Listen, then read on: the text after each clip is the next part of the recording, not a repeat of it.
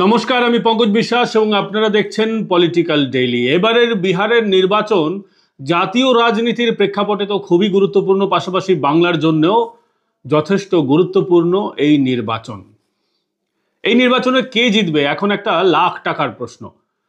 একদিকে বেশ কয়েক মাস আগে বিজেপি যখন 5 রাজ্যের নির্বাচন হয়েছিল, বিধানসভা নির্বাচন, তখন ল্যান্ডস্লাইড ভিক্টরি করেছিল।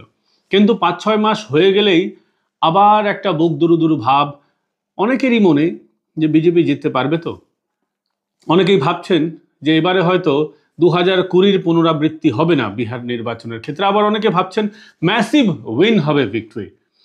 বিজেপির জন্য এই নির্বাচন গুরুত্বপূর্ণ, কারণ এই নির্বাচন শেষ হলেই বাংলার জন্য মিশন বেঙ্গল শুরু হবে এবং মিশন বেঙ্গল শুরু হলে বিজেপি একেবারে মনোনিবেশ করবে এ রাজ্যে। কিন্তু এ রাজ্যে যদি খারাপ ফলাফল হয় তাহলে কিন্তু রাজনীতির ডাইনামিক্সটা বদলে যাবে। বিজেপি কিন্তু আবার ভাবতে বাধ্য হবে মমতাকে কি চটানোর প্রয়োজন আছে, এমনিতেই তো 240, সেক্ষেত্রে অনেক কিছু বদলে যেতে পারে। কিন্তু আজকে বাংলার নির্বাচন নিয়ে আমরা কথা বলতে বসিনি। আজকে বিহারের নির্বাচনে কে জিততে চলেছে, বিহারের নির্বাচনের ফলাফল নিয়ে বিশ্লেষণ করব। পাশাপাশি বিভিন্ন সংস্থাগুলি যারা দেখাচ্ছে, কেউ বলছে বিজেপি জিতবে, কেউ বলছে বিজেপি হারবে, কেউ বলছে মহাগঠবন্ধন জিতবে, তারা কেন বলছে সেটাও বলবো। কিন্তু বিহারের রাজনীতি বুঝতে গেলে আপনাদেরকে কয়েকটা বিষয় বুঝতে হবে। আমার নিজের জন্ম বিহারের সমস্তিপুর জেলায়। আমি সেখানে 12টা বছর কাটিয়েছি জীবনের, শৈশবের, কৈশোরের একদম প্রাথমিক দিকের মাঝে মধ্যে বিহারে যাতায়াত হয়, যেহেতু ওখানে এখনো বাড়ি আছে আমাদের। ফলে বিহারের বিষয়গুলো আমি খুব ভালো করে ওখানে বুঝি। বিহারের যে সামাজিক কাঠামো সেটাই কিন্তু রাজনৈতিক কাঠামো স্থির করে দেয়। আমাদের এখানে জাতপাত তেমন কোনো ব্যাপার নয়, এমনকি বর্ণও কোনো ব্যাপার নয়। আমাদের ইন্টারকাস্ট ম্যারেজ হয় পশ্চিমবঙ্গে, কিন্তু বিহারে এখনো চতুর্বর্ণ তো ছেড়ে দিন, জাতের মধ্যেও যে ভাগাভাগি আছে সেখানেও বিয়ে প্রায় দুর্লভ। হচ্ছে না তেমনটা নয়, কিন্তু বহুত সমস্যা আছে। স্বাভাবিকভাবে ভোট দিতে গেলেও জাতপাতটা চলেই আসে। বিহারে জাতির যদি এখন আপনারা হিসাব করেন তাহলে উচ্চ বর্ণের vote, Kurmi vote, Paswan vote এবং যারা তরুণ জাতীয়তাবাদী ছেলেপুলে আছে, তরুণ যারা ভোটার, তারা এনডিএর সঙ্গে আছে। আবার এই তরুণ ভোটেদের একটা ক্ষুদ্র অংশ রয়েছে যারা কিন্তু মহাগঠবন্ধনের দিকেও যেতে পারে, কারণ তারা জঙ্গল রাজটা দেখেনি। বরং নীতিশের সময় চাকরি বাকরি নিয়ে একটু সমস্যা তো বিহারে আছেই, ফ্লাইট অফ যে ব্রেনটা রয়েছে সেই সমস্যা আছে। ফলে তরুণদের একটা অংশ নীতিশের উপরে ক্ষুব্ধ হওয়ার যথেষ্ট কারণ থাকছে। অন্যদিকে মহাগঠবন্ধনের পক্ষে রয়েছে সব থেকে বেশি মুসলিম আর যাদবের ভোট। এটা হচ্ছে ওখানে কাস্ট পলিটিক্সের একটা সিম্পল আপনাদেরকে চিত্র দিলাম, কিন্তু এখানেই শেষ হয়ে যাচ্ছে না। এর মধ্যেও অনেক ব্যাপার স্যাপার আছে, তা উপজাতি জাতি এগুলো তো ব্যাপার রয়েছেই। ধরুন দলিত যারা পিছড়া সমাজ ওখানে বলা হয়, পিছিয়ে পড়া জাতিগুলো রয়েছে, সেখানে কুশওয়াহাদের আলাদা পার্টি রয়েছে। সেখানে পাসওয়ানদের ভোট রয়েছে, পাসওয়ানদের ভোট আবার লোক জনশক্তি পার্টি মানে এনডিএর দিকেই আসছে, কিন্তু সেখানে এই বিষয়গুলো রয়েছে। ফলে দলিতদের অনেকগুলো ভাগাভাগি রয়েছে। তারপরে মালাহ মানে যারা জেলে, তাদের একটি আলাদা দল রয়েছে, তারা আবার কংগ্রেসের সঙ্গে ইন্ডি জোটে মহাগঠবন্ধনে রয়েছে। হিন্দুস্তানি আওয়াম মোর্চা রয়েছে, তারা হচ্ছে আবার বিজেপির পক্ষে রয়েছে। তো এরকম ওখানে একটা কাস্টিজমের ডাইনামিক্স রয়েছে। কিন্তু বিজেপির সেখানে বড় সমস্যা হচ্ছে নীতিশ কুমার, আবার প্রধান শক্তিও হচ্ছে নীতিশ কুমার। নীতিশ কুমারকে বিজেপি দীর্ঘদিন ধরে সাইডলাইন করার চেষ্টা করছিল ওখানে, কিন্তু গেরুয়া শিবির সেটা পারেনি, নীতিশকে সেখানে সাইডলাইন করা যায়নি। এবার একেবারে সমানে সমানে প্রার্থী দেওয়া হয়েছে। 101টা প্রার্থী নীতিশ কুমারের দল জনতা দল ইউনাইটেড দিয়েছে, আবার ঠিক সমসংখ্যক আসন 101টি আসন ভারতীয় জনতা পার্টি দিয়েছে। এছাড়াও এই শিবিরে রয়েছে লোক জনশক্তি পার্টি। লোক জনশক্তি পার্টি 29টা সিট দিয়েছে এখানে, আর বাকিরা দিয়েছেন 12টা।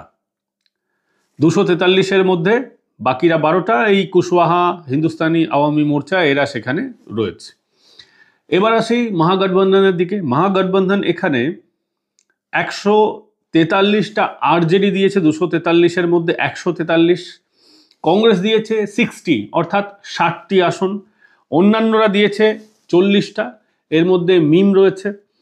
এর মধ্যে বামেরা রয়েছে, বামেরা মানে CPIML, communist party of India Marxist liberation, CPIML ওখানে 29টা সিট দিয়েছে, একটা বড় শক্তি ওখানে বামপন্থীরা।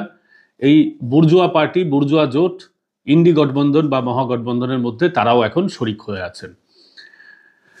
এই হচ্ছে ওখানকার ডাইনামিক্স। কিন্তু প্রশ্ন হচ্ছে 2020 কি রিপিট হবে? এখানে বিজেপি কি আবার সবচেয়ে বড় শক্তি হয়ে আসবে? 2020 সালে বিজেপি 74টা আসন পেয়েছিল, জনতা দল ইউনাইটেড নীতিশের দল পেয়েছিল 43টা আসন। সবচেয়ে বড় পার্টি হয়েও ক্ষমতায় তারা এককভাবে আসতে পারেনি। নীতিশ একবার লালুর দলের সঙ্গে গেছেন, আরেকবার নীতিশ এদিকে এসেছেন পদ্ম শিবিরে। শেষ পর্যন্ত পদ্ম শিবিরে এখনো টিকে আছেন, কিন্তু পাল্টিবাজ নীতিশ যে কখন পাল্টি খাবেন তার কোনো ইয়ত্তা নেই। যদিও পাল্টি খেলে তার দল ভেঙে টেঙে যাওয়ার আশঙ্কা আছে, সেই আশঙ্কার জন্য এখন আর তিনি অন্যদিকে যাচ্ছেন না। বয়সও হয়েছে, বলেছেন জব তক জিয়েঙ্গে সাথ জিয়েঙ্গে, কিন্তু তার কথার কোনো ভরসা নেই। কারণ ভারতবর্ষে মুখ্যমন্ত্রী হওয়ার শপথ নেওয়ার সবচেয়ে রেকর্ড গড়ে ফেলেছেন তিনি। 9 বার মুখ্যমন্ত্রীর শপথ নিয়েছেন, কখনো দায়ে কখনো বাঁয়ে গিয়ে। এরকম নীতিশের উপর বিজেপি তো ভরসা করতে পারছে না, কিন্তু বিজেপির এখন অন্য কোনো উপায়ও নেই, কংগ্রেসেরও কোনো উপায় নেই, আরজেডিরও কোনো উপায় নেই। নীতিশ ওখানে একটা বড় ক্যাটালিস্ট, অনুঘটকের ভূমিকা নিচ্ছেন, কিন্তু তাকে সঙ্গে রাখার জন্য যে ফর্মুলা বার করা হয়েছে সেটা হচ্ছে তাকে সমান গুরুত্ব দিতে হবে। 101 তারাও আসন পেয়েছেন, 101 গেরুয়া শিবিরও আসন দিয়েছে। স্বাভাবিকভাবেই নীতিশের এখন, যদি নীতিশ একটু বিজেপির চেয়ে বেশি আসন পেয়ে যান তাহলে কিন্তু তার পালাবার একটা জায়গা থাকছে, কিন্তু বিজেপির থেকে কম সিট পেলে তার পালাবার আর জায়গা থাকবে না। এবং এবার যেটা মনে হচ্ছে সেটা হচ্ছে নীতিশ বিজেপির তুলনায় এবারও কম আসন পাবেন। নীতিশকে এমন আসন বেশি দেওয়া হয়েছে যেখানে জয়ের সম্ভাবনা কম। বিজেপি সেই 101টা আসন দিলেও বিজেপির জয়ের সম্ভাবনা বেশি রয়েছে এমন জায়গায় কিন্তু সম্রাট চৌধুরীরা বিজেপির ক্যান্ডিডেট দিয়েছেন। সম্রাট চৌধুরী বিজেপিকে নেতৃত্ব করছেন সেখানে। স্বাভাবিকভাবে বিজেপির আসন বেশি আসবে, এদের আসন কম আসবে। এবং আরেকটা ব্যাপার হচ্ছে মহাগঠবন্ধনের মধ্যে আরজেডি সবচেয়ে বড় দল হয়ে আসবে। এবার আমরা কি বলছি, যেটা আমার ব্যক্তিগতভাবে মনে হচ্ছে বা আমি হিসেব করে যেটা বের করেছি, বিহারের বেশ কয়েকজন সাংবাদিকের সাথে আমি কথা বলেছি যারা ওখানে প্রথম সারির দৈনিকপত্রে, সংবাদপত্রে আছেন, যারা ওখানে বিভিন্ন ডিজিটাল মিডিয়া রান করেন, আমাদের সহযোগী যারা আছেন সেখানে, তাদের সঙ্গে কথা বলে আমরা যেটা কম বেশি অ্যাভারেজ করে যেটা পেয়েছি যে 135টা ম্যাজিক ফিগার পেরিয়ে গিয়ে 135টা আসন পেতে পারে এনডিএ জোট। মহাগঠবন্ধন ভালো ফল করছে, কিন্তু মহাগঠবন্ধন 90-এর মধ্যে আটকে যাবে। এবার বলবেন মহাগঠবন্ধন ভালো ফল কেন? আমি পশ্চিমবঙ্গের হিসেবে আপনারা বিচার করে দেখুন। পশ্চিমবঙ্গে 294টার মধ্যে 90টা তো বিরোধীরা পায় না, এখানে পাচ্ছে। এটাই হচ্ছে গণতন্ত্রের আসল স্বরূপ, এরকমই স্বরূপ হওয়া উচিত যেখানে বিরোধীরা শক্ত হবে। ফলে মহাগঠবন্ধন 90টা সিট পাচ্ছে ওখানে।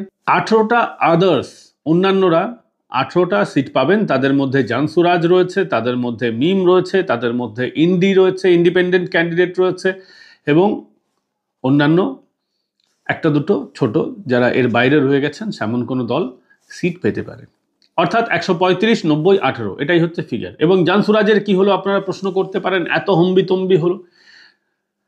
জানসুরাজ এবার 10% বেশি ভোট কাটতে পারে। এই 10% ভোট কাদের কাটবে? নীতিশের কাটবে, বিজেপির কাটবে, আরজেডির কাটবে, না কার কাটবে? দেখুন, আরজেডির বিরোধী ভোট মানে আরজেডিরকেই সব থেকে বেশি আক্রমণ করেছে জানসুরাজ, অর্থাৎ হ্যারিকেন পার্টি, যারা বিহারকে একেবারে অন্ধকারে ডুবিয়ে দিয়েছে, সেই লণ্ঠন পার্টি যার নাম আরজেডি, লালু যাদবের দল, এদেরকে সব থেকে বেশি অ্যাটাক করে জানসুরাজ। জঙ্গলরাজ। তারপরে নীতিশজি সুশাসন বাবু সুশাসন করতে পারেননি, অনেক বছর হয়ে গেছে, এখন বদলে দেওয়ার প্রয়োজন আছে, কারণ কর্মচারীরা দুর্নীতিগ্রস্ত, লাভ। বিজেপির প্রতি একটু হলেও সুর নরম রয়েছে জানসুরাজের,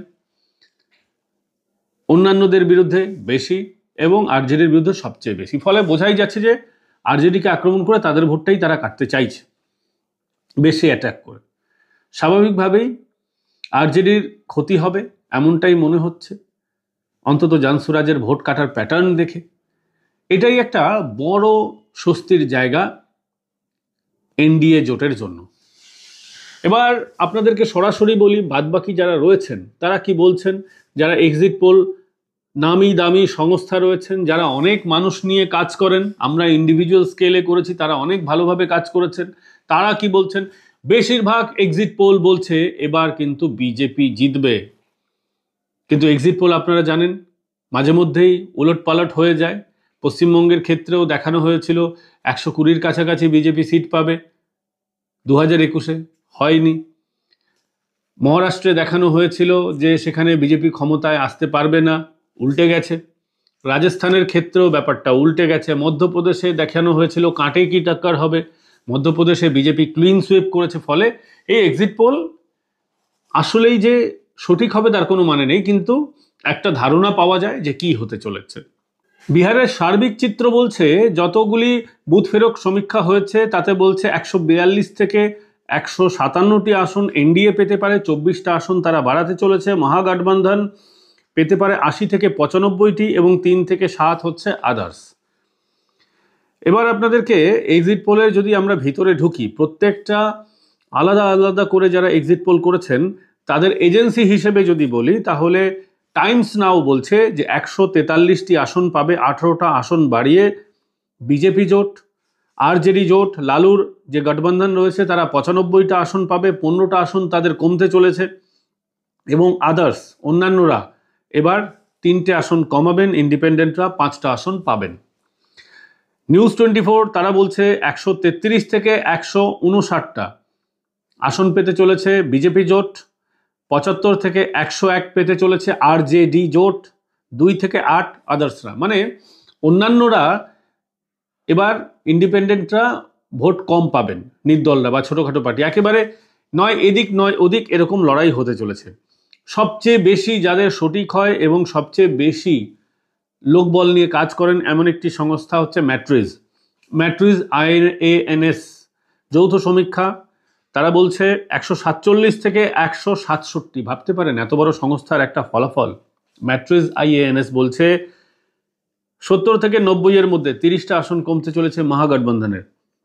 এবং ইন্ডিপেন্ডেন্ট আদার্স তারা হচ্ছেন 4টা আসন কমবে, 2 থেকে 6টা। দৈনিক ভাস্কর বিহারের এবং হিন্দি বলয়ের একটা নামকরা সংবাদপত্র, তারা বলছে 145 থেকে 160 এনডিএ জোট, MGB মহাগঠবন্ধন 73 থেকে 91 এবং 5 থেকে 10 আদার্স। মোটামুটি সবাই বলছে বিজেপি জিতবে। চাণক্য স্ট্র্যাটেজিজ একটি বড় সংস্থা, বুথ ফেরত সমীক্ষা যারা করে, এক্সিট পোল যারা করে, তারাও বলছে 130 থেকে 138, অর্থাৎ ম্যাজিক ফিগার টাচ হয়ে যাচ্ছে। ম্যাজিক ফিগার থেকে মোটামুটি 10-15টার উপরেই থাকছে আর কি। সংখ্যাগরিষ্ঠতা দরকার হয় 122টা হলেই সরকার হয়ে যাবে। 130 থেকে 138, মোটামুটি ধরুন 8 থেকে ওই 10-12 এরকম বেড়ে যাবে। এবং মহাগঠবন্ধন সংখ্যাগরিষ্ঠতার অনেক নিচে, 100 থেকে 108, 6খানা সিট কমবে এরা বলছে। আদার্স 3 থেকে 5। পোল স্ট্রেট নামকরা সংস্থা, তারাও বলছে 143 থেকে 148 এনডিএ, মহাগঠবন্ধন 87 থেকে 102। পোল ডায়েরি 184 থেকে 209, ভাবাই যায় না। তারা বলছে 184 থেকে 209, 71টা আসন নাকি বাড়িয়ে ফেলবে বিজেপি। মহাগঠবন্ধন 32 থেকে 49টা, আদার্স 1 থেকে 5, ভাবা যায় না। প্রজা পোল অ্যানালিটিক্স তারা বলছে 186 বিজেপি, 50 মহাগঠবন্ধন, 7 হচ্ছে অন্যান্যরা। TIF রিসার্চ তারা বলছে 145 থেকে 163 এনডিএ জোট, মহাগঠবন্ধন আরজেডি জোট 75 থেকে 95, অন্যান্যরা 3 থেকে জয়। জেভিসি পোলস তারা বলছে 135 থেকে 150 এনডিএ জোট, মহাগঠবন্ধন 83 থেকে 103, আদার্স 3 থেকে 7। পিপল পালস তারা বলছে 133 থেকে 159, মহাগঠবন্ধন পাবে হচ্ছে 75 থেকে 101। পিপলস ইনসাইড তারাও বলছে 133 থেকে 148 এনডিএ, মহাগঠবন্ধন 87 থেকে 102, অন্যান্যরা 3 থেকে 8।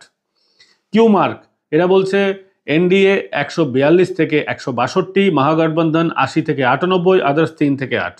জার্নো মিরার এরা আবার একটু অন্যরকম বলছে, এরা বলছে 110 থেকে 100 মধ্যে বিজেপি জোট আটকে যাবে, অর্থাৎ ম্যাজিক ফিগার থেকে অনেকটাই পিছনে।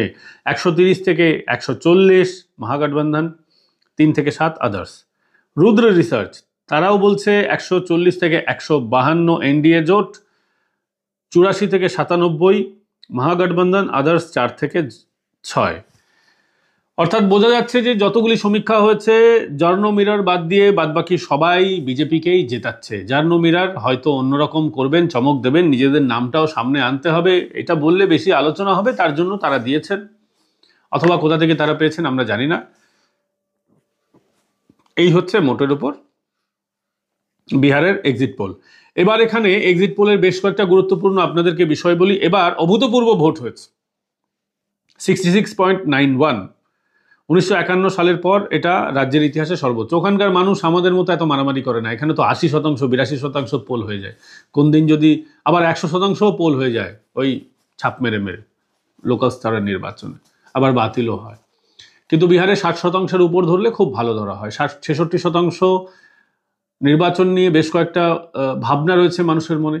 অনেক সময় অন্তত পশ্চিমবঙ্গের হিসেব যদি আমরা ধরি, তাহলে আমরা মনে করি যখন মানুষ বেশি ভোট দিচ্ছে, অর্থাৎ মানুষ শাসক বিরোধী ভোট দিচ্ছে।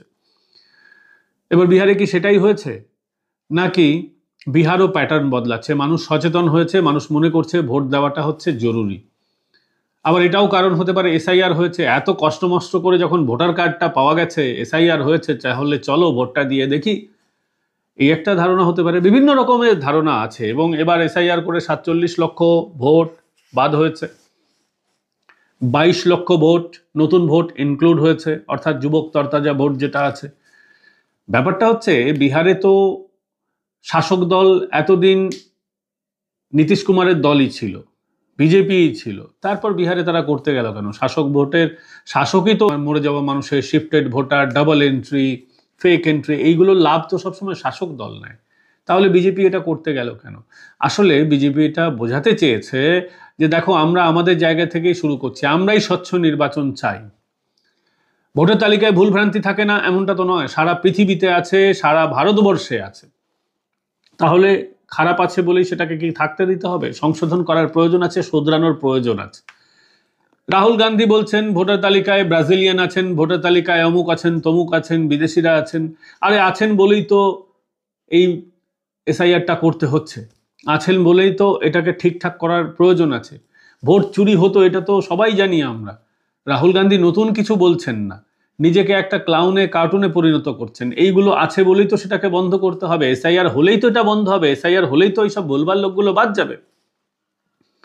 কারণ ব্রাজিলের কোনো তারকা এসে তো এখানে ফর্ম ফিল আপ করবেন না, কোনো মৃত মানুষ স্বর্গ থেকে নেমে এসে তার ফর্মটা ফিল আপ করে দেবে না, তাই না? তো তার জন্যই তো এসআইআর এর প্রয়োজন আছে, সেটাই তো সরকার করছে। তাহলে আপনার আপত্তি কেন মিস্টার রাহুল গান্ধী? এই প্রশ্নটা ছুড়ে দিয়েই এই ভিডিওটা শেষ করছি।